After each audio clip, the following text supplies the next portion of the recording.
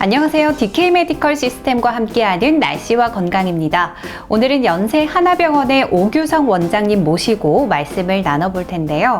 요즘 현대인들 사이에서는 이 척추측만증 환자가 많다고 합니다. 그런데 이 척추측만증을 제때 치료하지 않고 방치했다간 각종 합병증이 올 수도 있다고 하는데요. 오늘은 이 척추측만증과 그 치료법에 대해서 알아보도록 하겠습니다.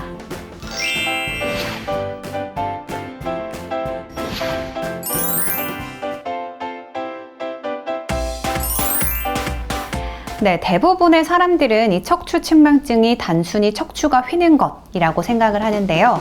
척추측만증이란 정확하게 어떤 질환인가요? 이제 측만증이라고 하는 것은 이제 척추가 앞에서 봤을 때는 딱 일자 모양으로 유지를 해야 되는 구조인데요. 이게 이제 여러 가지 원인에 의해서 약간 이렇게 휘어 있다거나 일자 형태를 유지하고 있지 않은 진단을 할 때 척추측만증이라는 말을 하고 있습니다.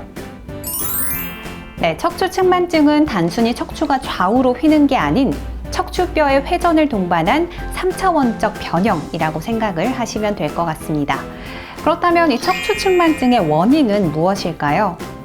사실 대부분의 경우에 있어서 특별한 발생 원인은 모르고 있습니다. 이제 90% 내외에서는 원인을 알 수가 없고요. 그래서 이럴 때 붙이는 이름이 이제 특발성 척추측만증이라고 말을 하고는 있는데, 선천적인 경우도 이제 드물게 있기는 합니다. 근데 이 경우는 이제 대부분 환자나 보호자분들이 이제 알고서 치료를 이미 하고 있는 경우들이 많고, 사춘기를 겪거나 아니면 이제 젊은 시기에 측만증이 좀 진행이 되는데, 이게 이제 경도의 경우에는 환자분들이 인식을 못하기 때문에 조금씩 진행이 돼서 나중에 병원에 오시는 경우들이 꽤 많이 있습니다.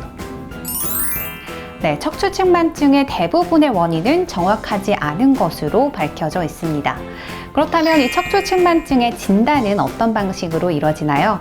저희 병원 같은 경우에는 VR로 간단하게 한 10초에서 20초 정도 촬영을 해서 어느 정도 외형상으로 측만증이 있는지 혹은 옆에서 봤을 때 전만증이나 후만증이 있는지를 간단하게 확인을 한 다음에 가장 정확한 진단은 당연히 엑스레이를 목에서부터 허리까지 다 찍은 다음에 그걸 눈으로 확인을 하는 게 제일 좋고요.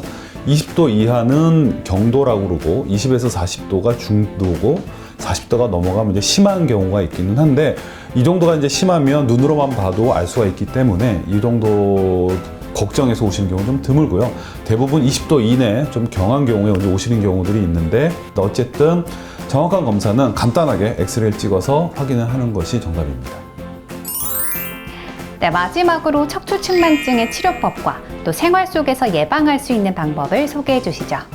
만약에 이제 측만증 진단을 받는다면 휘어져 있는 쪽, 반대쪽의 근육을 강화시켜주는 운동을 되도록 많이 하도록 권유를 하고, 반대로 휘어 있는 쪽의 근육은 좀 풀어주는 운동을 좀 하도록 권유를 하게 되어 있습니다. 근데 얼마나 심한지, 청소년기인지 성인기냐에 따라서 조금씩 차이가 나기 때문에 우선은 정확한 진단을 받아야 되고 진행이 안 되게 해야 되고, 특히 사춘기에는 더 심해지는 경우들이 꽤 많기 때문에 혹시나 의심이 되신다면 병원에 가까운 전문병원에 가셔서 꼭 진단을 받고 빨리 치료를 시작을 하시면, 사실 청소년기에 우연히 발견된 척추측만증 환자의 80에서 90%는 적당한 치료만 한다면 성년이 되었을 때 좋아진다는 보고들이 꽤 많이 있거든요. 그러니까 너무 걱정하실 것은 아니라고 생각이 됩니다.